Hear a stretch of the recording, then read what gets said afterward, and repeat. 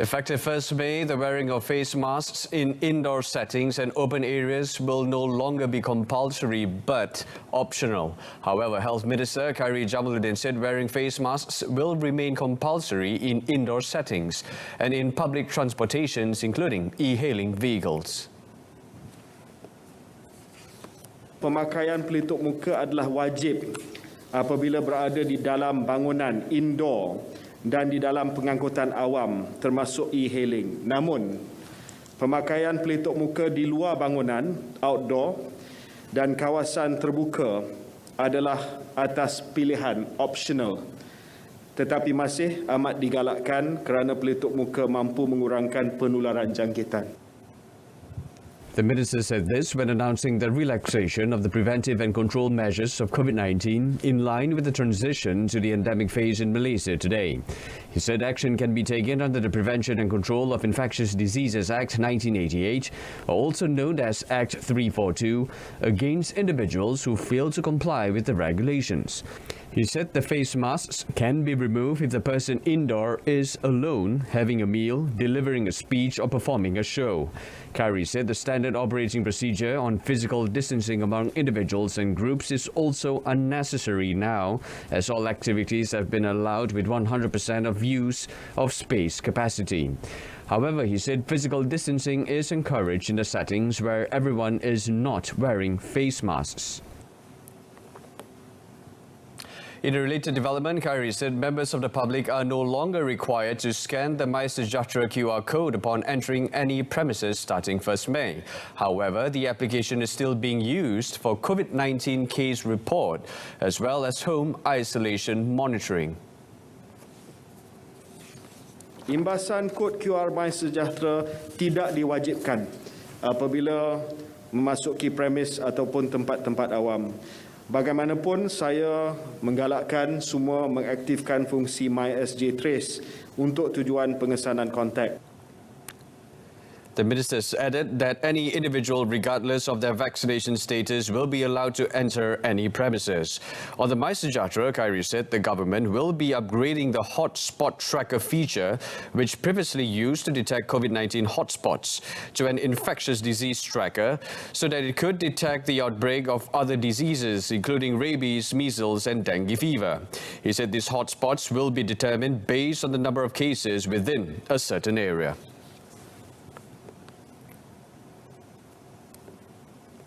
On another note, the Health Minister said Muslims can perform the Eid al-Fitr prayers at mosques and surahs, which are allowed to operate at 100% capacity.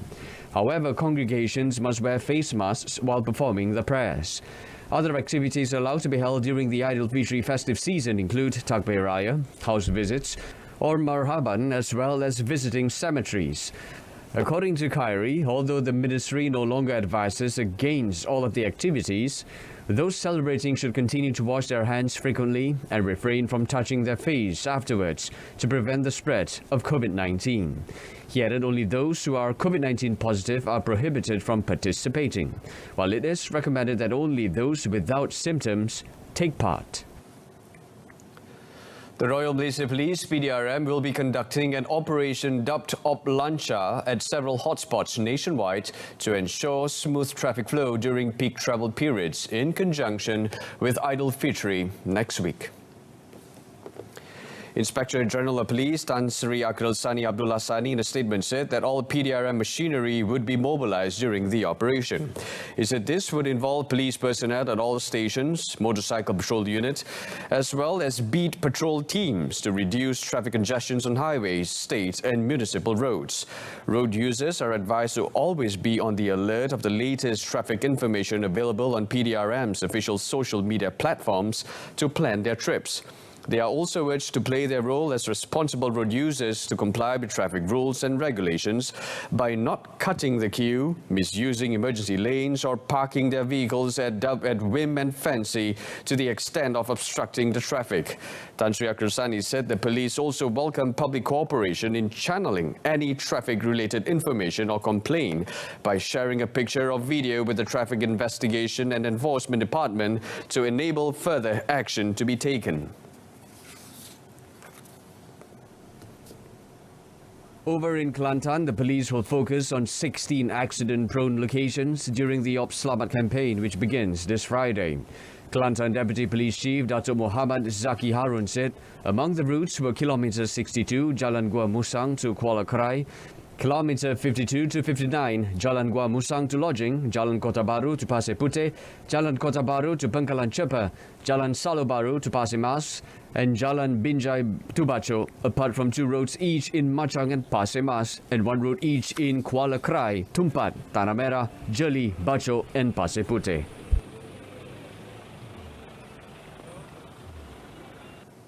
Meanwhile, in Malacca, police will step up patrols around premises registered with the Volunteer Smartphone Patrol (VSP) throughout the Op Selamat 18 period. Malacca Police Chief Dato' Zainul Samah said premises owners could also fill out relevant forms at police stations in their areas of residence to channel information on their movements and the number of days that they would leave their homes throughout the festive season in efforts to curb break-ins.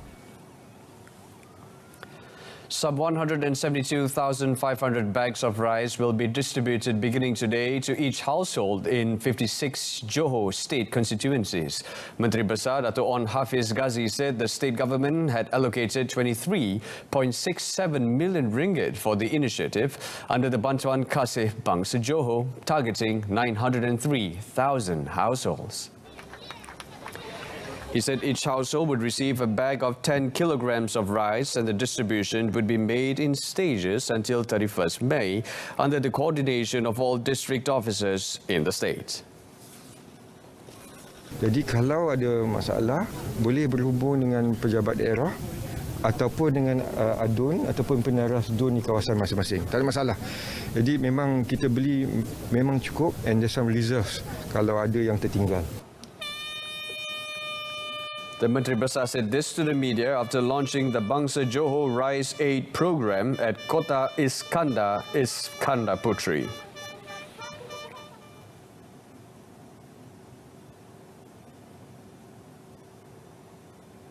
Meanwhile, in a statement released today, the Menteri Besar announced that 2nd May will be a public holiday in conjunction with the Hari Raya Idul Fitri celebrations, which is expected to fall on 3rd May. Dato' On Hafiz said the decision was made after the State Executive Council had earlier today agreed to declare next Monday as a special holiday, and it will apply to all departments, statutory bodies and state local authorities. The announcement also applies to all government-linked companies and private companies in the state. Dato' On Hafiz also urged everyone to take advantage of the extra holiday announced by planning their balik kampung trip accordingly and have a smooth journey.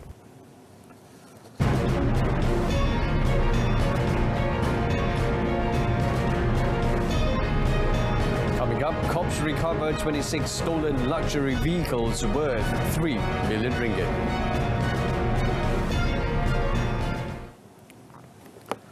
Chief Justice Tun Tengku Maimun Tuan Mat today said that the judiciary was not beyond criticism, but the public, including politicians, must not launch baseless attacks against judges and undermine confidence in the court as part of their agenda. She said although judges are subjected to public criticism and were accountable to those they serve, unsubstantiated accusations made against judges and the judiciary recently have really gone overboard. Speaking during a swearing-in ceremony of 17 judicial commissioners who were confirmed as High Court judges today, Tun Tengku Maimun said no one should sow the seeds of doubts among the public concerning the integrity of the judiciary or judges. She said judges were subjected to scrutiny and that was why they write judgments so that they can be read, analysed, discussed and debated. The Chief Justice then emphasized that the judiciary is the last line of defense in a constitutional democracy and there must never be a suspicion that the judiciary is captured. Recently, Court of Appeal Judge Datuk Muhammad Nazlan Muhammad Ghazali, who heard and convicted Datuk Sri Najib Razak concerning charges of misappropriation of SRC International Sendirian Berhad funds, had lodged a police report over news articles alleging that he was being investigated for unexplained money in his bank account. The judiciary had also lodged a police report with regard to the allegation that there was a conspiracy between the Chief Justice and political leaders to speed up the trial and sentencing of Datuk Seri Najib and former Deputy Prime Minister Datuk Seri Dr. Ahmad Zahid Hamidi. Police have crippled a luxury car theft syndicate with the arrest of 9 individuals involving seizures worth around 3 million ringgit. All suspects aged between 30 and 40 were detained in several series of raids under Op Clone, conducted since January until last Monday. A police report on stolen vehicle at a mall in the capital on December had led to the discovery of 26 other luxury cars.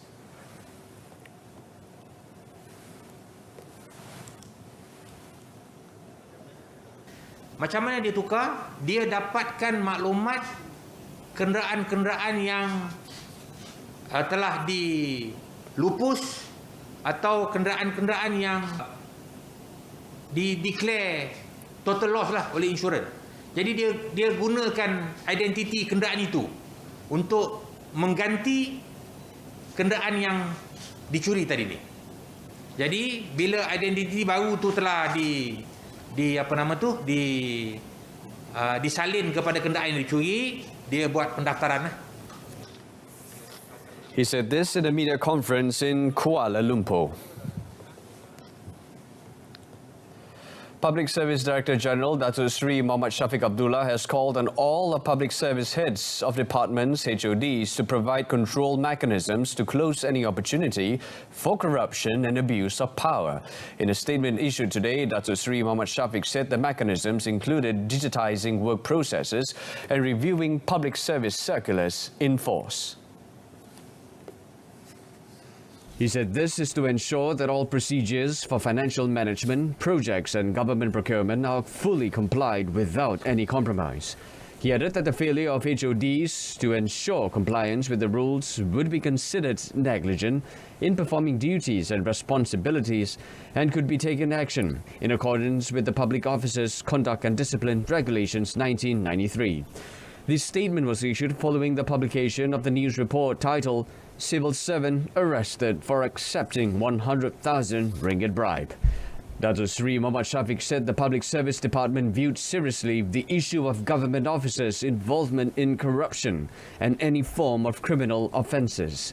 The Public Service Chief added that HODs must also give full cooperation to the Malaysian Anti-Corruption Commission, police and other investigation and enforcement agencies if any officers under their supervision are involved in criminal offences. Malaysia's labour force indicated a gradual recovery in 2021 with a better situation anticipated this year. Chief Statistician Datuk Seri Dr. Muhammad Uzair Mahidin said the reopening of more economic and social activities had encouraged the inactive groups to shift into the labour force, either to be employed or in search for jobs.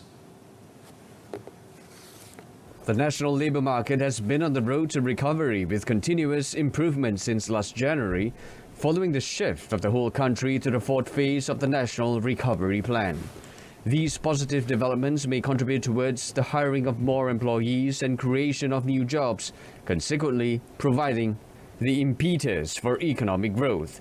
Malaysia's labour force, which comprised employed and unemployed persons, edged up by 0.8% to 15.8 million persons last year.